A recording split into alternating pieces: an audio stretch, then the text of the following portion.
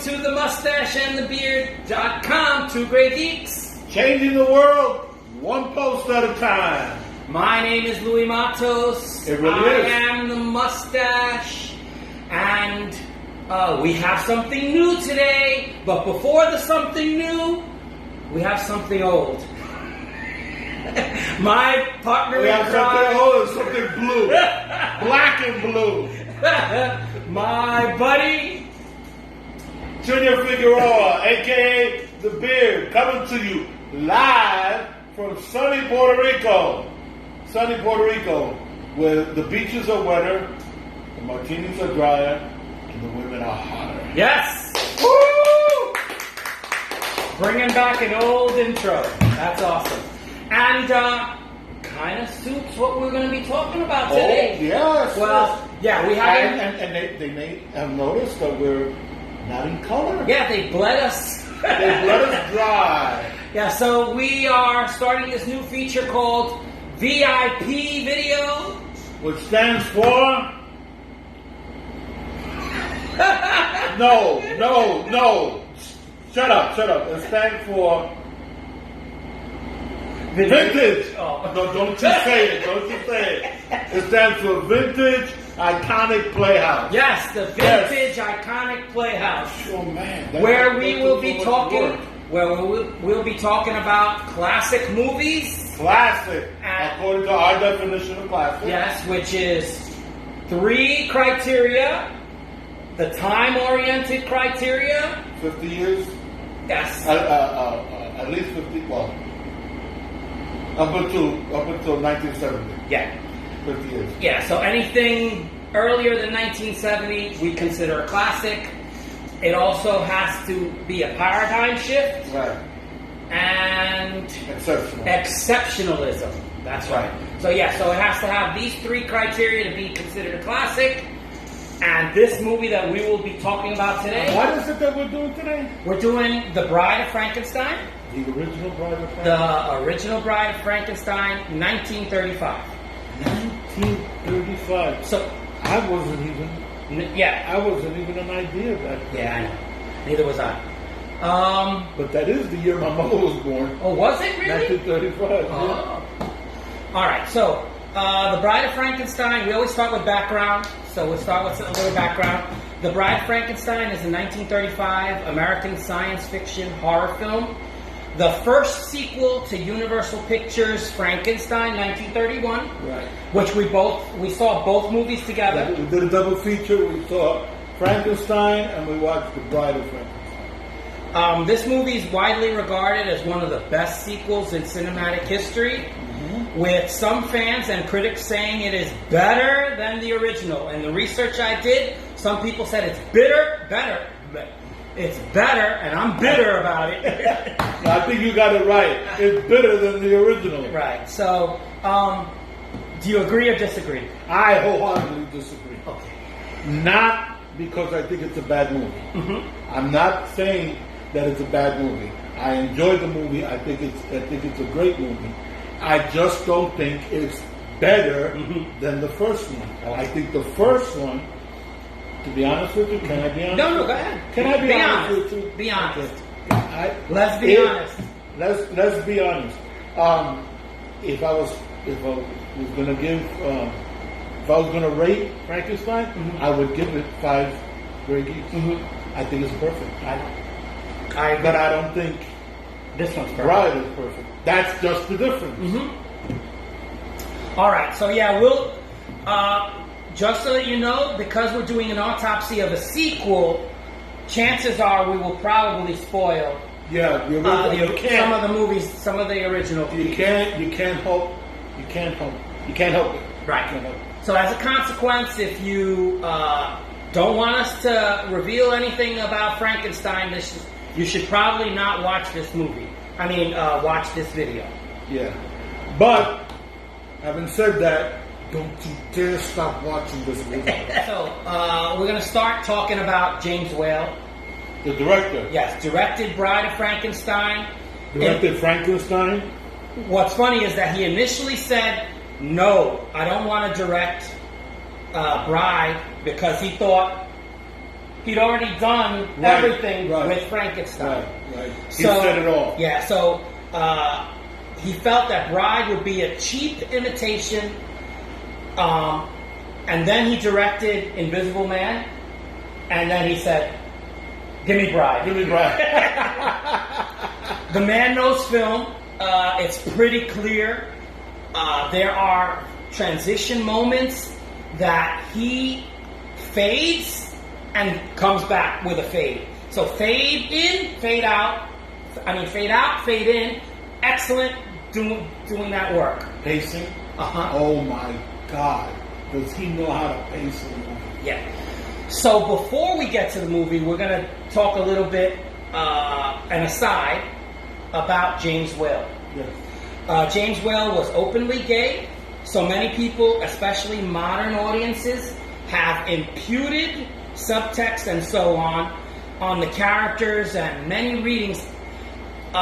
You saw it in Frankenstein, but some people say Bride is even more so. Right. Now understand, when we say it was openly gay in 1935 is not openly gay in 2020. Right. Okay. Everyone knew he was gay. He made no pretense of not being gay, but he wasn't flamboyant. He wasn't making out on with his companion in front of people or anything. He was just, because to tell you the truth, even the hetero couples didn't do that in 1935. They didn't hold hands. They didn't hold hands. There were no public displays of affection. No. So in his being openly gay, there were no public displays of affection.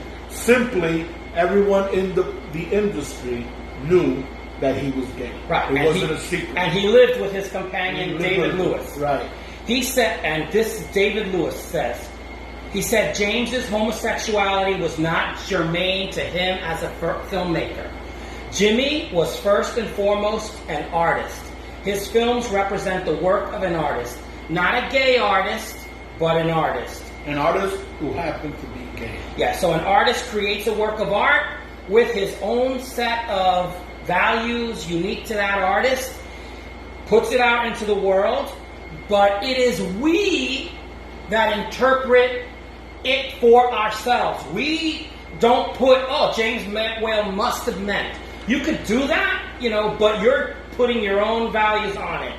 So unique. So it's whenever you're looking at any kind of work, whether it's a painting or anything, you're saying, what does that mean to me? All right. So I don't feel that I can put myself in those shoes and say, this is what he meant.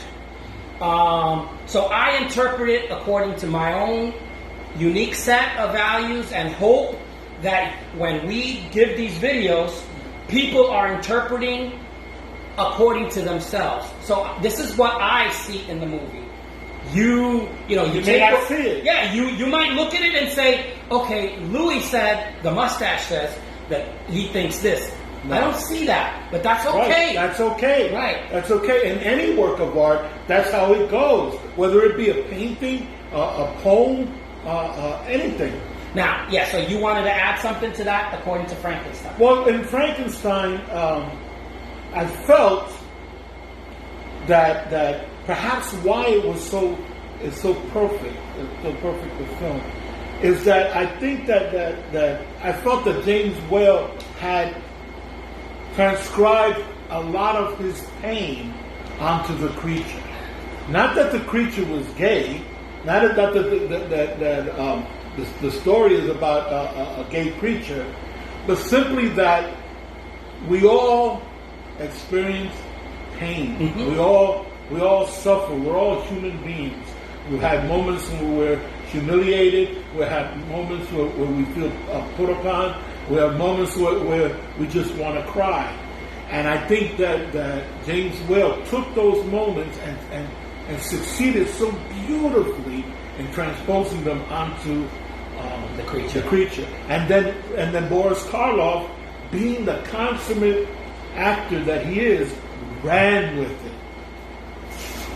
Yeah, you absolutely could see pain. Pain. And that, I think, is what makes that monster so transcendent. Immediately, you know, especially when he's created and his creator rejects him. Yes. Yes. Right. It's almost as if your dad rejects you, you know. And That's exactly what it was. Yeah. That's exactly what it was.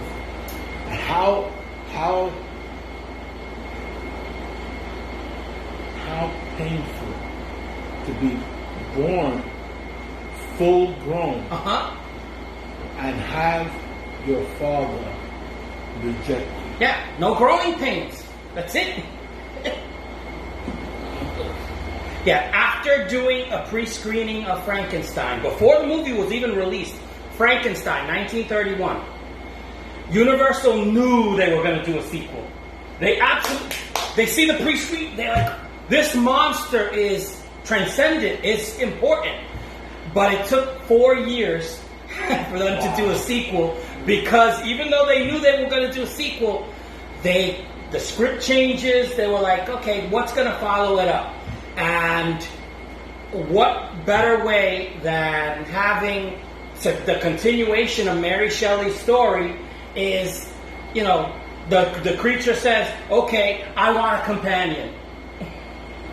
All right, so usually after we do some background, we go to the cast of characters.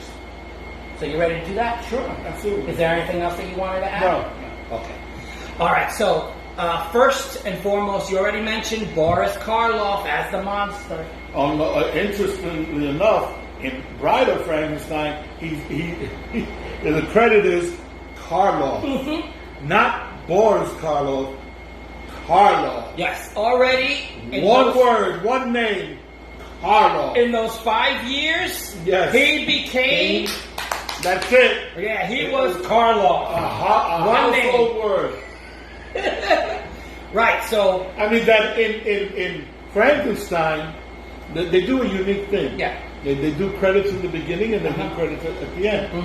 The opening credits for Frankenstein, the creature is nameless. Yeah, it's a question mark. A question mark. Now at the end of the movie, when they do the credits again, they have Boris Karloff. But by the time Bride of Frankenstein comes, it is Karloff. 4 years later. So Karloff. in 4 years, he comes from being a question mark to Karloff. Awesome. And in Frankenstein, the movie, is Colin Clive as Henry Frankenstein. He reprises his role 4 years later as Henry Frankenstein, the creator. The creator. One thing unique was that they said that Colin Clive, in those 4 years, had become an alcoholic. Oh.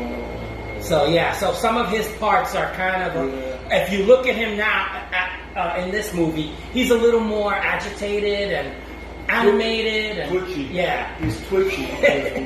So not like in the first one. In the first one, no, it's like okay. Then Valerie Hobson plays Elizabeth Frankenstein, and that's a change because Mae Clark was the Elizabeth in Frankenstein. Yeah, this is the problem when you wait 4 to 5 years in doing a sequel. People leave. People have other commitments. They winds up. Not everybody comes back. Not everything is the same.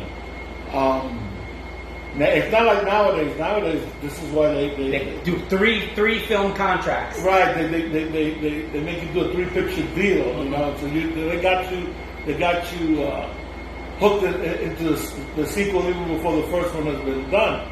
But back then that wasn't the case, and often years passed by between the sequels. I remember in the Magnificent Seven, Return of the Seven is 6 years. 6 years. A lot can happen in 6 years. Yeah, and in fact, Mae Clark had been in a car accident where she had facial scarring, and so that's why they were like, okay, she was still in the hospital after the car accident, so we're gonna do the film without you. You know, we're gonna replace you. Yeah, so kind of heartless, but You understand. Moving right along, Ernest Thesiger is Dr. Pretorius. Dr. Pretorius. Yeah, and he's kind of an important figure in this one. Oh yeah, because he takes over the villainous role. He's the antagonist. Yeah, whereas Henry Frankenstein becomes a little more sympathetic, Dr. Pretorius takes over the whole role of creator, rejecter, and mastermind. Yeah, kind of a jerk. Yeah, he is very much so. All right, then we have Elsa Lancaster, one of our Hall of Fame nominees. Let me tell you something. If all you know about Elsa Lancaster is her late in her career, you're in for a shock. See this movie? She is gorgeous. She is so damn cute. You could tell. You can see why they cast her. Yeah. And she was a star. She became a star afterwards. So she did a whole bunch of other movies. They needed somebody whose beauty was going to shine through the makeup. Mm-hmm. And she pulls it off. She pulls it off. So yes. So not only does she play the monster's bride, she also plays Mary Wollstonecraft Shelley. In the beginning, they kind of like do a little Vignette. Thank you. With her husband, Percy Shelley, and Lord Byron. Mm-hmm. They're talking, and they mention Frankenstein and the story that she wrote, and then she tells them that wasn't the end of the story. Yeah, there's more. There's more, and they're like, tell us. So then the movie becomes what she tells them. Now you had mentioned to me. Yeah, why did they start? Why did they do that? I don't know. It almost seems as if they were trying to justify the sequel. You know, by having it introduced by Mary Shelley. It seemed like they wanted to legitimize the sequel. Bride. Yeah, the bride. Yeah, this is still part of the story. This is still part of the story. Yeah. So Gavin Gordon plays Lord Byron, and Douglas Walton is Percy Bysshe Shelley, and really they're only in the movie for 2 minutes. Yeah.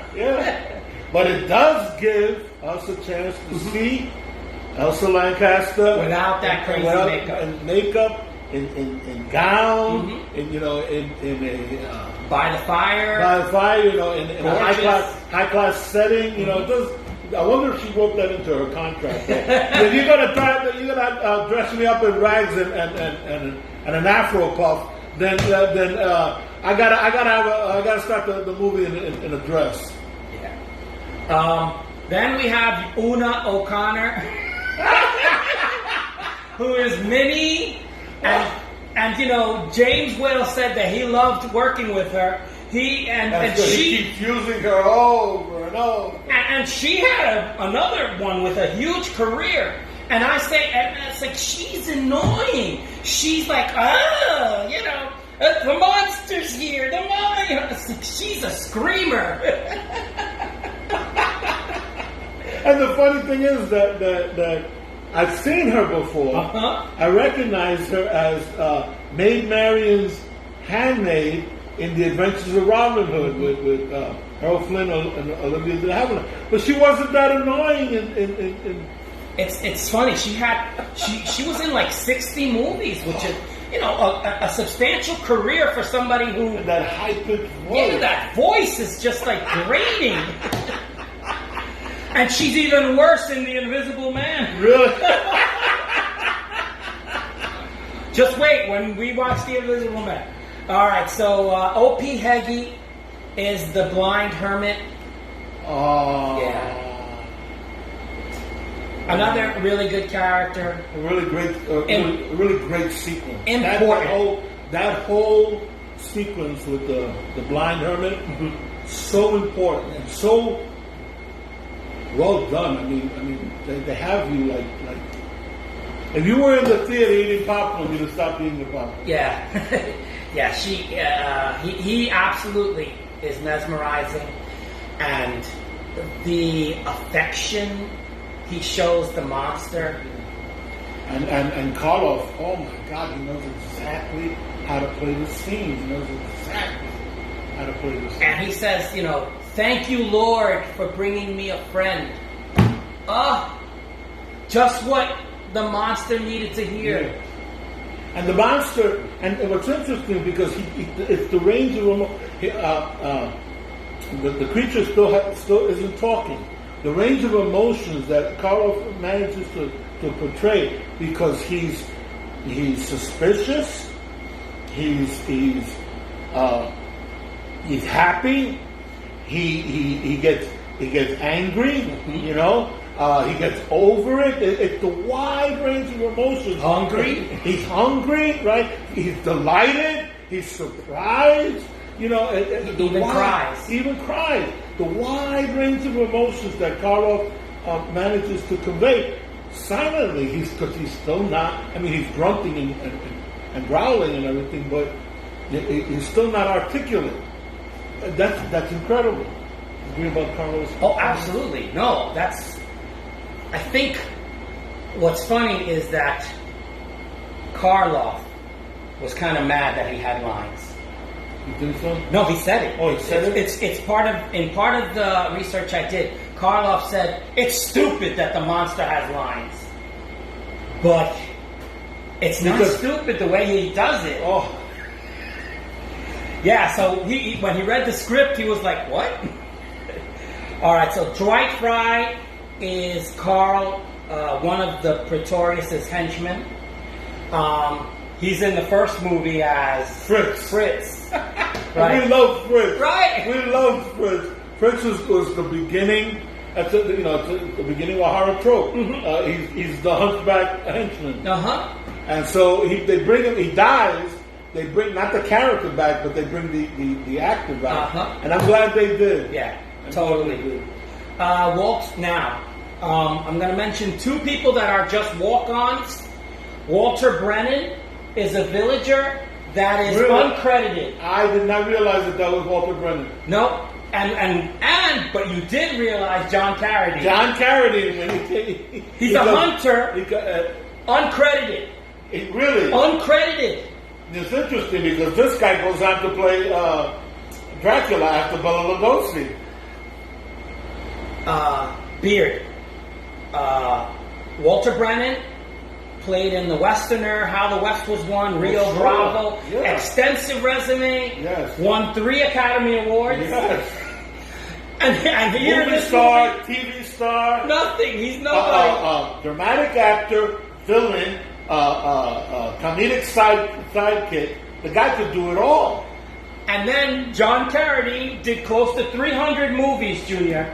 300 movies in the 30s, 65 movies, 40s, 38 movies. And of course, without John Carradine, we wouldn't have Keith Carradine or David Carradine, okay? Because he's their father. Yeah, so unbelievable.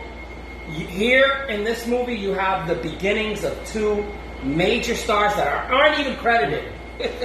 We get to a part where, do the plot summary now. And you usually do it, so you just I'm gonna go through that. I'm going to go through this. It's a lot, so I'm going to go through this. Okay, the story. Percy Shelley and Lord Byron praise Mary Shelley for her story, Frankenstein. She reminds them that the story has a moral lesson. It's meant to impact the consequences of a mortal man trying to play God. In the original novel, the monster is rejected by his father and he asks for a companion. Frankenstein refuses until forced by the monster's actions. The movie then goes to the ending of the first movie. The villagers have set fire to the windmill. The monster is supposedly dead. But no, Maria's father wants to be assured that he is dead. The monster is alive. Frankenstein is alive, even though Henry Frankenstein rejects his monster. He believes that he can unlock the secrets of death and immortality. Elizabeth says that she has dreamed that death was coming, foreshadowing the arrival of Dr. Septimus Pretorius. The name says it all. Dr. Pretorius shows Henry several homunculi he has created. a queen, a king, devil, archbishop, ballerina, mermaid, miniature people. He wants to help Henry create a mate for the monster to a new world of gods and monsters. That was they did this toast together. Like, and Pretorius is the one that says it. And the words gods and monsters are used a lot. Yes. Dr. Pretorius says he'll grow a brain Henry can gather the parts for a female companion. Because if you recall in the first movie, the problem with the creature was its brain. In the meantime, the monster saves a woman from drowning. The monster saves a woman from drowning, but her screams alert two hunters who stir up a group mob that captures the monster and puts him in the dungeon, but he quickly escapes. Finds a hermit who is blind and is grateful for having a friend. At a certain point, Pretorius and the monster meet. He tells the monster that he intends to create a mate for the monster, but Henry may not go along with it. The monster then kidnaps Elizabeth to force Dr. Frankenstein to make the mate. When the mate is created, she rejects the monster. He freaks, but destroying the lab piece by piece. When Dr. Pretorius tells the monster that he's going to destroy them all, the monster tells Henry and Elizabeth to go and live. To Pretorius, he says, "You stay and die." Okay, at this point, we talk about what? This you created, the one thing you hate and one thing you love.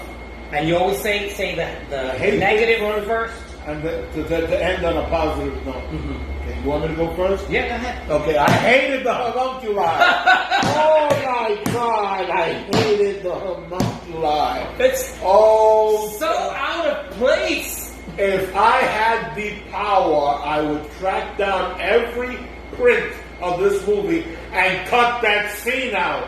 Okay, the miniature people. He's grown miniature people, and he pulls them out of the sack.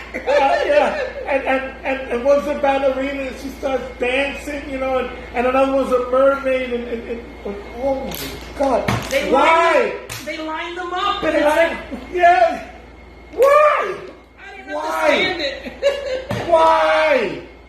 Oh my God, that was so horrible, and not in a good way for a horror movie. It was so horrible. It's just like, why? You and I kept looking at each other like, why? I don't even remember that part. Me neither. It's as if I blocked that out. or somebody cut it out, thankfully. Yeah, I think maybe it's possible that piece was cut out. But everyone probably would ask, what qualifications does Pretorius have? Other than he's the mentor of... The whole point is that he's supposedly capable, because he grew these people, that he's capable of growing a brain for the bride. He's capable, so that they don't have the problem that they had in the first movie with the creature's brain. Okay, come on, couldn't you have shown us in this in a better way? That was ridiculous. And he doesn't actually grow the brain. Remember, he asked one of his murderers to go get a brain, and they find a brain. It's not even grown. So whatever he says that he's capable of doing, and whatever they were trying to show us with those little miniature people. Yeah, they should have just cut that piece out. Yes, and that I'm sorry, that for me is what lowered this movie. That is why it to me it cannot compare with the first one, simply because of that. He could grow a human, but not a full-sized human. Yeah, I know. He can grow a brain, but he can't grow a full-sized body. That's my point. That's the thing that I totally agree with you. One thing I hate. That's the only thing I hate about this movie. Now there are other things that I didn't like. Okay, But I'm willing to forgive them because knowing what I know about the industry, you can't help it if there's a 5-year gap in between sequels. These are things that just happen. For example, having to replace Elizabeth, right? The fact that Maria's father is not the same actor in this one as he was in the first one. No. The Burgermeister has been replaced as well. Now, what's jarring about this, though, is that because the movie is supposed to take place immediately after the first one, there's no gap in time. So when you see these differences, and then we watch it back to back. Yeah. So when you're seeing these differences, it's glaring. It's jarring. Absolutely. But I understand. I'm willing to forgive because that's what happens with sequels. Also, for example, Boris Karloff has changed in 5 years. Right? He doesn't look exactly the same. So his monster does not look exactly the same as in the first one. You can't help that. You know, you have no control. And Henry Frankenstein, right, is being twitchy. The actor's an alcoholic now. You know, these things. I'm willing to forgive. Noticeable. Yeah, I'm willing to forgive because this is the problem. Part of the problem with sequels, right? And there's nothing that you can do about it. And 5 years have passed, and so you wind up with situations like this. But the one that I'm holding against them is the homunculi. Homunculi. The miniature people. I'm holding that one against them. All right, one thing you love. He's one. Well, you could, list them all. Okay, great story. James Whale again, pacing. Oh my God! What was great about him is we watch a lot of movies. Mm-hmm. Okay, we've seen a lot of movies, and we're writers in our own right, right? So you come to expect certain things. Whale surprises you. He'll end the scene and you swear that we're going to go to the village. No! He takes you someplace else and you're like, whoa! Surprise! And he keeps your attention. Fantastic. Except for those miniature people, as good a job with Bride as with Frankenstein. And Karloff, oh my God, his performance. He cries. As the creature he cries, and he made me cry. He made me cry with him. Incredible. Fantastic movie. Fantastic. All right, one of the things that you mentioned was Karloff's physical change. When he was doing Frankenstein, he took out his dentures. He had his molars removed. Oh, okay. So and then from that point on, he wore dentures. Right. But to make that move, to get that gaunt look, he actually went to the dentist and had his molars removed. So now, when they're doing the sequel, in this movie, he couldn't pull out the dentures. They had permanently grafted them. Oh. So his face is not as gaunt. Right. So that was even though he has done, there's a noticeable difference because now as an actor that is name recognition, Karloff, he now has to look, a certain way. So he couldn't. What he had done to change his physical appearance, now he couldn't do it. Now, yeah. Do it. So being Karloff, he did change, and you're right. It's a noticeable change. It's a noticeable change. So it's one of the things I researched. So yeah, because it bothered you. You said that his makeup as Frankenstein didn't look the same as in the first movie. In fact, he says he with the makeup artist together said, well, he was in a fire, so some of the hair was burned. Right. So that's why they had him Right, it's not quite the bang. Exactly. The bangs are like pushed up. And they're scarring. And so there's a reason for all of these changes. So it's like, oh, so as I'm researching, I'm like, okay, that makes sense. And so the fact that they put thought into it is one of the things that I love. You know, yes, I totally agree with you, the homunculi, because we're looking at each other. I was like, I don't remember that at all. I don't know if I blocked it out or I watched a version with it taken out. And we're looking at each other like, what the hell is this? What the hell is this? Yeah, it kind of decreased the movie. And, you know, from it being this thing, The Bride of Frankenstein, which we, you know, have lauded since we were young. We have loved this movie. Part of it is the fact that the monster grabs at your heart.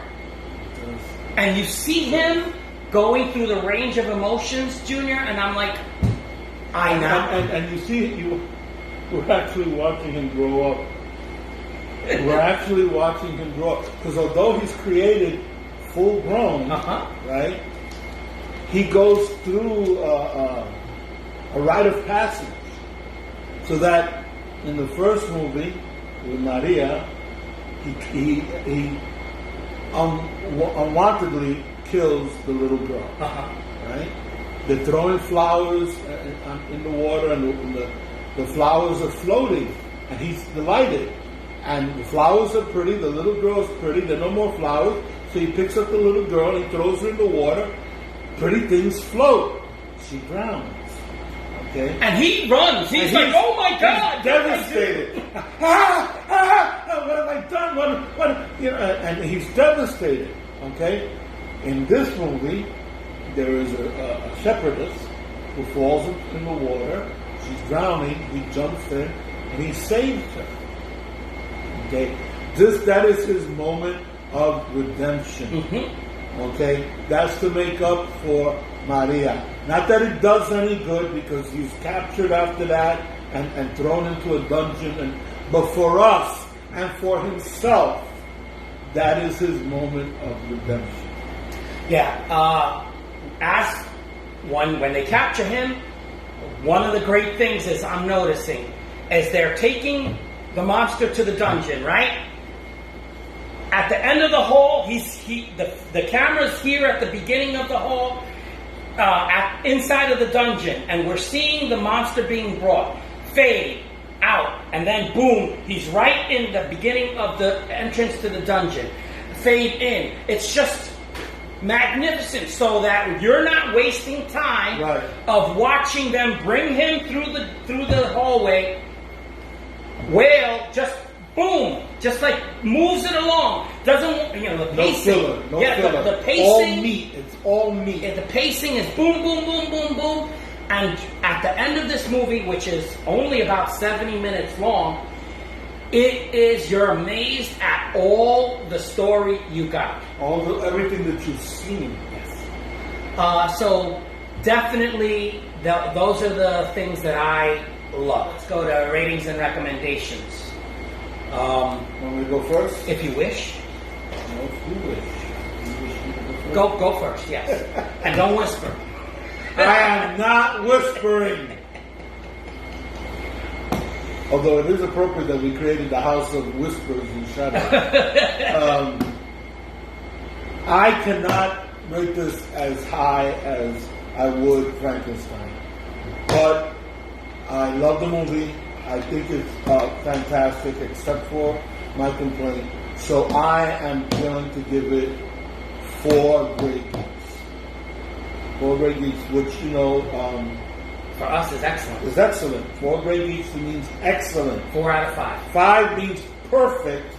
4 is excellent. I would rate this movie excellent. And I would recommend it. Absolutely recommend it. You can watch it, you could do it like we did, double feature, do Frankenstein and Bride, or you could do standalone. Because you know enough, by now everybody knows enough of the Frankenstein story. You can watch The Bride without watching the first one. Yeah, I agree with the fact that it could be watched as a standalone. I think that's right. I am going to rate it a little higher than you do. I really love this movie, and the directing is just superior. I can't say enough about James Whale. I just can't. And the fact that all of these actors, and particularly Karloff, just emoting in such a way that you feel for the monster. And this is supposed to be the monster. This is the thing that you're supposed to be terrified. And no, the truth is, Frankenstein was billed as Frankenstein, the man who created a monster. The truth is, it was the monster who created a man. In the first movie, Dr. Frankenstein is the monster. In this one, it's Pretorius. But in the first one, it was Frankenstein. The only thing monstrous about this creature was his appearance and what is done to him. Una O'Connor. I want to say something about her. She's irritating, but there's something about her that I totally understand James Whale's infatuation with her. Because that screeching voice, she's the screamer, she's the town crier, she's the one that gets us like, the monster's coming, the monster's coming. And so she fulfills that role in practically everything I've seen her in. So, I even if it isn't acting, she chews up the scenery. She chews up the, yes, she does. The scenes, yes, she dominates those scenes. Mm-hmm. So I love this movie. I can't give it 5 Grey Geeks, but I will give it 4.5 Grey Geeks. This is something that I believe will one day be in our classics library, because it is exceptional in a lot of ways. Yes. The homunculi, yeah, I would just cut that piece out because you don't need it. The introduction to Pretorius is, he's my mentor. That's it. That's all you need to know. He's the one that taught me this. And that's where I think... You could even, in that scene, you could even have them talking. I can grow you a brain. Uh-huh. Cut out the little people and go to the toast. Uh-huh. Where they team up. And we're going to make gods and monsters. Right. And that's not even have to deal with those little people. Yeah. So in that respect, I guess James Whale messed up. Yeah. We've done this movie justice. I think so too, and I think that the movie did justice to us. Yes, absolutely. So yeah, just recap. You have 4 Grey Geeks. That's how you rated it, and it's a high recommend. Mm-hmm. I have 4.5 Grey Geeks, and it's also a high recommend. Definitely something that everyone should watch For your Halloween season. You want to celebrate Halloween after the trick-or-treating? Pop this in the DVD player and watch The Bride of Frankenstein. All right, and think of us when you do it. Yes. Now, drop us a line. Now, do you have a wise missive for us to end on? Yes. Oh, gray bearded one. A gray bearded one. Yes. People, always try to be nice, but never fail to be kind. With that having been said, if this is your first time watching one of our videos, I invite you to give us a like, subscribe. We try to make you laugh while we entertain you and inform you. Succeeded. Yeah. We hope we succeeded. If something we said has stirred you that you have to say something, please comment. Yes. We love those. Yes. We'd love to hear from you. It's lonely over here. Tell us what we got right or what you think we got wrong. Give us a like. We're very likable, right? Yes. I like you. And I like you. My name is Louis Matos. I am the Mustache. I be Junior Figueroa. I be the Beard. As always, we say thank you for watching. Hasta la vista. See you later. And peace.